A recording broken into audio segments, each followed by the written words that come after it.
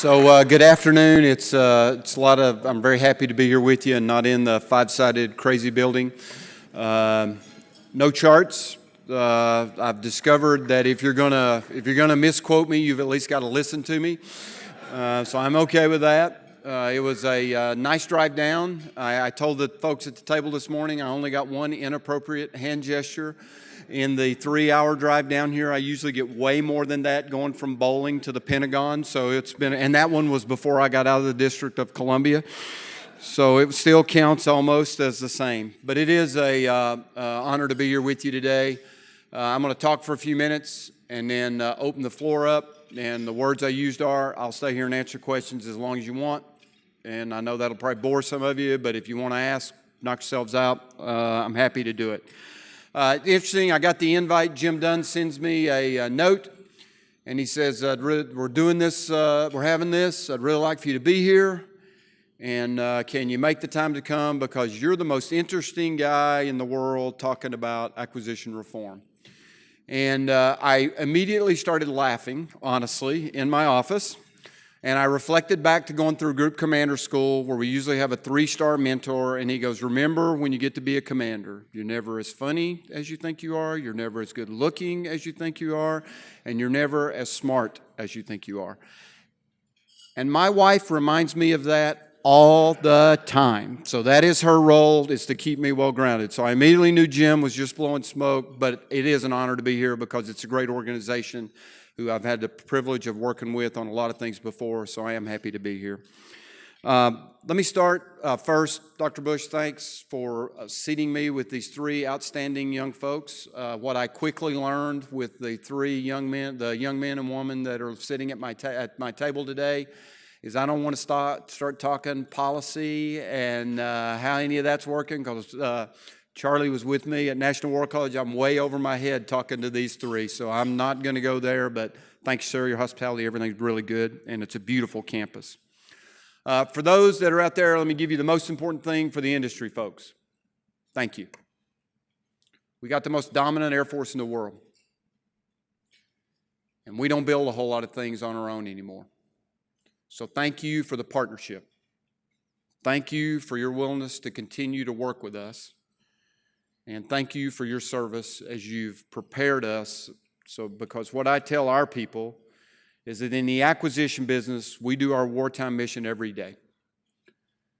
We procure systems that we put in the hands of America's most valued treasure, our sons and daughters that we send into harm's way. And that's the methodology that I try to impart to our people on how they got to do their mission. And industry, we know you all are patriots. I need you to be successful. I don't need you to be exorbitantly successful, but I do need you to be successful so that we can continue to make sure that we have an advantage when we go out and we send people into harm's way. So thank you very, very much that you all are great partners. We have differences. We have tension. That's part of the business. I'm all good with all that, but we got to work together to make sure we're doing things. So I just want to say thanks and make sure you get that. Here's how I'm going to kind of attack this. I'm going to kind of talk about some of what we're doing in acquisition.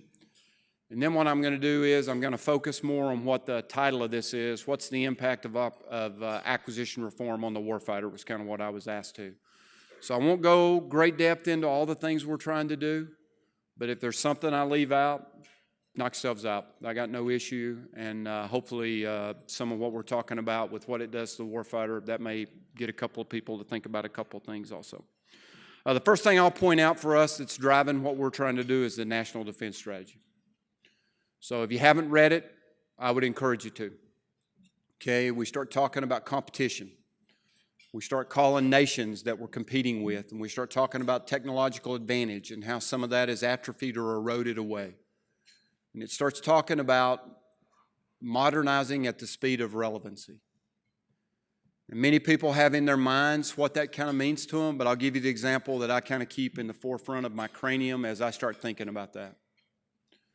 We put satellites on orbit that stay there for 25 or 30 years. The technology that's in those is not the latest technology. We have more capable systems. we designed those in a manner that we had a very high reliability on getting them to orbit and them working. And when we have done that, they have lasted much longer than we ever thought they would. So we're kind of changing around how we do some things to maybe make some things so we can update them and upgrade them and modularize and move forward. So we've got to pick up our pace. That's the challenge to us. The other thing that it starts talking about is taking risk. And that hits us in the acquisition world, but that also hits all parts of the system to be willing to take more risks, because it's not really just rooted in the acquisition community. It kind of cuts across all aspects of what we do. The other part of the National Defense Strategy that we are pointing on, very focused on within the Air Force, and I'm going to say it's pages 18 to 24. I might have the numbers a little bit wrong, but if you go pull the document and you read it, you'll find it. It basically says if anything's slowing you down and it's bureaucratic and it's getting in your way, let us know what it is and go attack it and change it. So we're trying to do that. We're identifying things that are hindering us, and we're trying to go attack those. We're trying to get some legislation changed. We're trying to do some stuff that we've never done before that I'm aware of in the position that I'm in now. So what are we really trying to do within the acquisition community? We started this about 2 years ago, and we've been making measured progress, so we're continuing. One of the things we're doing is delegating authorities. So when I first got in the role, I was not aware that every decision had to, as a minimum, go to the program executive officer, and many of them had to come higher. And that was not what Major Bunch, when he had worked in an acquisition program, had experienced. So we changed our instructions, and we delegated authorities down to properly trained colonels and GS-15s or lower, and we allowed them to make decisions. Cuts a lot of time out of the cycle, causes things not to have to come up to the higher-ups, gives the higher-ups times to focus on bigger rocks, gives them better job satisfaction. We're already seeing the benefits of that. We're asking Ms. Lord, who is the Acquisition and Sustainment, used to be AT&L for the Office of Secretary of Defense, now it's Acquisition and Sustainment. We're asking them to delegate programs back to us so that we have it all within Air Force control. We've made real progress in that, and she's embraced it, and we're pushing things back to the service. Now, the point to the service is we've caught the bus. We've got to perform, and that's the message to our people. So all of the we have the ACAT 1 programs, the big ones, ACAT 2 middle, ACAT 3 smaller. All of the ACAT 2 programs are delegated to the program executive officers or below, every one of them, 100%. And of the ACAT 3 programs, over 70% of those are delegated below the program executive officers to either their deputies or their colonels or their GS-15s. That's a big push for us. It'll never get to 100%. Some of them are too critical to be pushing down. But we are really pushing authorities down to try to get people to move out and give them, and we've got their back. That's the other big message to them. I got your back. You do it. If we have a problem, I'll take the spear. I'm not worried about it. Open mission systems. Open mission systems, we've got a standard we're putting into a lot of our platforms so that we can modularize what we're doing and we can upgrade faster. It's in the B-21. It's in the ground-based strategic deterrent as a contract requirement. It's in the TX. It's in many of the things that we're doing. We're doing it on subcomponents now. We're doing it on sensors, so we have a standard interface so that we can modularize components. We're even doing it down to the level of an enhanced GPS INS, a resilient enhanced GPS INS, so that you can go in and inject software or other components along the way. So we're really trying to drive this so that we can keep competition, and as technology changes or the threat changes, we can rapidly adapt and adjust. Prototyping. We're doing a lot more prototyping than we'd ever done. Some of you, if you've not read Section 804 of the NDIA, probably a good one to look at. Those are Dr. Roper's favorite 3 numbers right now. It's basically the authority that if you can do a prototyping effort and get to rapid fielding or rapid prototyping, you can bypass the JSIDS process. You can bypass the DoD 5000 acquisition rules, and you go as fast as you can go. And right now, we've identified, the Secretary announced in our hearing the other day, 3 efforts that we're doing in that area. We've got more of them that we're working our way through right now. That'll be another area we're trying to go. And what we're pushing for is speed with discipline. Just because we're not going to do the 5,000 series doesn't mean we don't need to make smart decisions and execute the way that we need to. It's what we're looking at for light attack. The other ones that we talked about the other day is overhead persistent IR. We're looking at that for that program. And we're looking at it in some hypersonics efforts to quickly do prototyping, see what we can get out in the field, and go as fast as we can. That's one everybody's watching. We'll see how that plays, and there's some limitations with that I'll talk about in a minute when I talk about what it means to the warfighter, because there's some things that happen on that end. We're doing more experimentation. Okay, so the light attack experiment that we've done, that's ongoing out at Holloman. We started flying 2 weeks ago. It's going really well. We got to get to the end of July, and then we'll be ready to hopefully start making some acquisition decisions. But we're doing other experimentation in directed energy, data to decision, defeating agile intelligent targets. And when I realized we, the Air Force, were getting pretty serious about this, is when we actually put money into the POM and into our financials across the FIDEP, across the 5-year period. We had $100 million every year to go through that program. So it's not a lot. I could spend that about 10 times over with all the good ideas folks bring me. And by the way, if you're ever in my office, feel free to look around and see if you can find the vault that everybody seems to believe I have with hidden money. I haven't found it yet. I've only been in the job 3 years, but I still hadn't found the vault, which people seem to believe I have, but I don't. We're using a lot more other transaction agreements and authorities, and we're taking some interesting looks at how we do our contracting. Many people look at OTAs as something you do on a small scale that you can do, and we do some small things. We've got a process that we're using up at Hanscom right now called PlugFest. And what that does is it's a means to draw in non-traditional defense industry and allow them to be able to compete for smaller projects that we may want to do that are software. We create and I'm a simpleton, we create the interfaces so that we control the goes intos and the goes outofs at each end. And here's the app I need you to build. Go build what you need. As long as that interface is here, I'm not worried about it, and we can do that. We can do it really quick. We can do it reasonably cheaply as we bring folks in to do some of that. We can even do a lot of that in an unclassified environment and then bring it over into a classified environment later so that we don't have to build all the security infrastructure up to be able to do some software things. That's another area that we're looking at. When I talk about it and you think small, I would ask you to rethink that. This is the methodology we're moving forward right now on our launch service agreements to procure the next generation of space launch. So we're actually partnering with industry, where industry, the traditional means is a 2/3, 1/3 share. We put up at least 2/3 of the money. Industry can put up 1/3 or more of the money, but we come to an agreement and we're all in it together and we move forward. It's how we're executing the light attack program, and it's a way that we can partner with industry, let industry invest. They understand where we're trying to go, but we're also putting money up so it's not all industry money going into the equation. So we're doing it on that as well.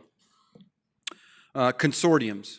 We are forming consortiums so that we can try to move faster. We've stood up a space consortium that's got industry partners that have signed up and agreed. And as new ideas come in and we need to move fast, we're going to put it out to the consortium so the consortium can try to compete for that work, and we can use OTAs or other means to go faster. We're working on one in the propulsion area.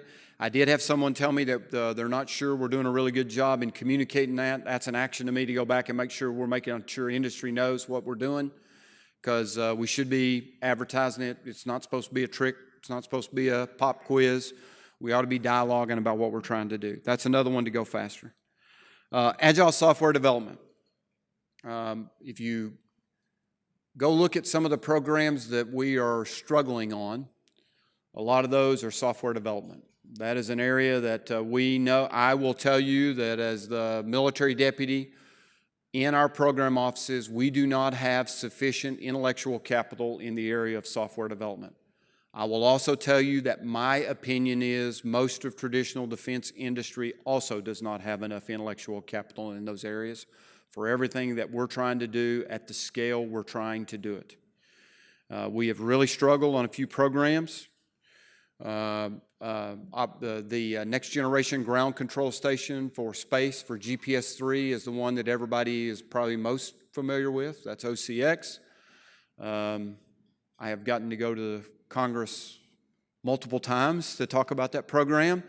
Any of you that are wondering, the 3-star does not normally go to Capitol Hill when a program is going really well. That's not usually when I get asked, I get the call of, can you please go over and explain how this program is performing? That's not usually when we're doing the hua-hua dance, because it's really working really well. So, but we're doing a lot more agile software development. We've got some pilot programs that we're trying to do. One of those is Air Operations Center Pathfinder. That one, to me, is working very, very well. We've stood up a small team. We've brought in some people, and we're doing agile ops with warfighters sitting right beside us. We've pushed multiple applications out to the field on about 4-week to 6-week sprints, and we're seeing the benefit of that in what we're getting for feedback from downrange on how it's performing. Now, I'll circle back to that one in a minute, because there are some implications on the warfighter as we go down this path, the more we want to do this, and I'll try to talk a little bit about that. So those are just a few of the things we're trying to do to really go faster. One other one for industry out there, we're actually looking, and this one came up as we looked at agile software development.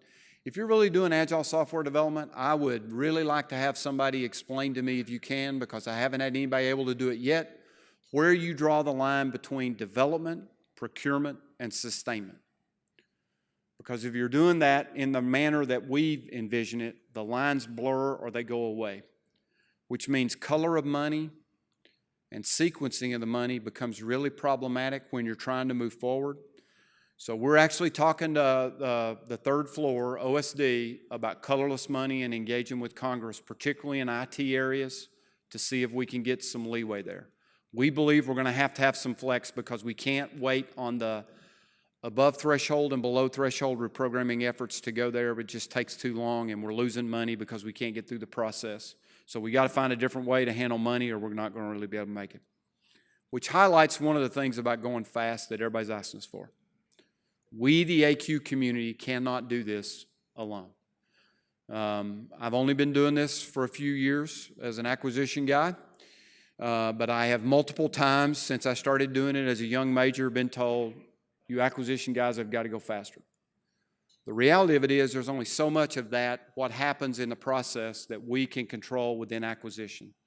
If we really want to get at going faster, we've got to have help on how we do our budgeting and our programming. We've got to have help with how we do our requirements. We've got to have help with how we do the testing, which I still believe is part of the acquisition process. We've got to have help for what reporting we got to do. We've got to have help from Congress on what the expectations are. Only by doing all that working together are we really going to be able to go at the speed of relevancy that we really need to do. It's going to take a whole of government effort to be able to get at that. So, ops impact. What is the impact on the warfighter? What does it really mean? So to me, I really believe it means we are going to try to get systems out in the field faster. We are going to take risk. Our secretary has told us, and I've told this story before, and if you've heard it in another forum, I apologize. I got the privilege of prepping Secretary Wilson for our confirmation hearings. And as I prepped her for her confirmation hearings, she said, Arnie, I hear that the acquisition community is very risk averse. And I said, well, ma'am, if the first question that I get asked every time is, who are you going to fire, General Bunch? That has a tendency to cause people not to want to take a whole lot of chances and raise their hand and take a lot of risk. So I said, in a lot of ways, ma'am, we, the senior leaders, kind of control that. And her words were, I will buy the cake and lead the celebration for the first productive failure that we have, where we had an idea, we tried it, and we learned from it, and we move on. Now, that was before she was confirmed. So she got confirmed. And for any of the young officers or young individuals out there, this is a lesson you need to learn, because don't do what the general did, okay? I'm getting ready to tell you the second part of the story. So I go to an AFA breakfast and I speak, and there was media there. And I told that story. And I had not told Secretary Wilson that I was going to tell that story. And it was in the media the next day. And I waited at my computer kind of wondering if I was going to, and in my office, am I going to get called to the front office, or am I going to get an email, or how's this going to work? So she did send me an email, and even 3-stars sometimes are reticent to open emails from the Secretary of the Air Force. And her words were, "I like icing on my cake." So she's all in. She wants us to take risk. That means we're going to try some things that aren't going to work. Okay, and we're going to have to do that eyes wide open, working with the warfighter industry and everybody involved to take those risks and take those chances. We're going to have to get to the point that good enough is okay. And I think sometimes because the acquisition process has gone slow, we've had people that have added things they want to the requirements part, and we got to make sure that if we can get something that's better than what you got in the field and you can take it, you can get operational utility out of it, we're going to have everybody hold hands and move forward to be able to go do that. Different parts of the community have different aspects of that. So as a former test center commander, I had a program come to me and they said, "Boss, we only got 30% confidence that if we run this test that we're going to get the right answer. We think that's way too low. And it was statistically done. They had done the right homework. We questioned how they'd done it.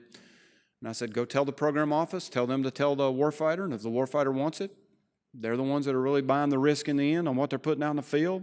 Let's dialogue and communicate here." Went to the MAGCOM, or the combatant commander, and they go, "That's way more than we thought it'd be. Put it in the field." So it's kind of a mindset. We're going to have to get into the point of how do you do it? Now, I'm on the spectrum on this, okay? A lot of people want me to do exactly what commercial industry is doing. And you go look, and I've got, if I'm sitting at my desk or my table where I have most of my meetings, on the table right behind me is a chart that shows the top 25 apps, this is a few years back, and how often they're updated. And you can imagine many of them are getting updates on a daily basis, a few days, whatever.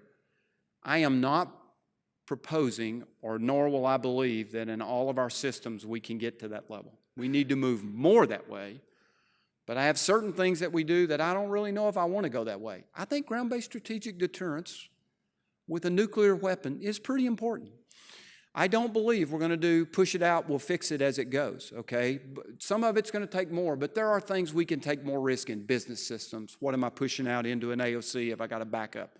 Those are things that we're kind of looking at. So we'll have to work together. We're going to do a lot more. We're going to try to do iterative. So some of the things we're talking about doing right now, we're going to put a baseline capability in. We're going to make it modular. And the next go around, we'll add more capability. And the next time around, we'll add more capability. And we got to have a dialogue on how that's going to work. We got to be open and transparent with industry. And the hope of that is that we will be able to keep competition going, and we'll be able to keep everybody involved in the process. Involvement. We talked about the AOC Pathfinder piece. And on that one, we've got people that are sitting right by us while we're coding. And we got people that are warfighters that are looking at the system and are checking it. That's a demand signal to the warfighter to help us. That's a level of involvement based on what we've got with pilots and crew force and everything else that we don't have the ability to do a lot in a lot of cases. And if we're going to do that immediate engagement and involvement at that level, that's a big commitment from the warfighter that they're going to have to work with us to do that, and they're going to have to be ready to accept it. They're going to have to take, I talked about risk already, but the other piece is we're going to have to delegate authorities down as well. We're doing that in AOC Pathfinder where the decision makers are at a lower level. Not everything has to go to General Holmes, who, great guy, but he's really busy.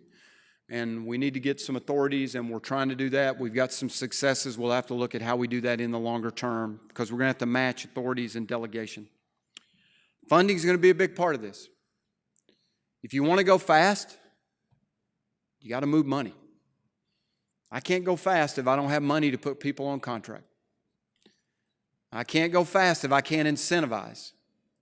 And if I incentivize and I move the money and it doesn't work, then we're putting Air Force money at risk that we've got to communicate and work, but we got to do it together. So it's just simple facts of if you want to go fast, I can't put Company X on contract if I don't have any money. They don't work for free. And remember that. I need you to be successful. Their shareholders don't, their board, they don't like that.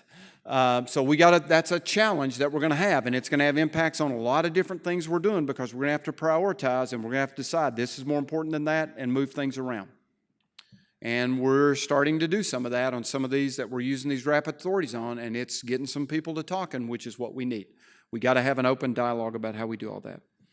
And then the other one on some of these is going to be how we do operational testing.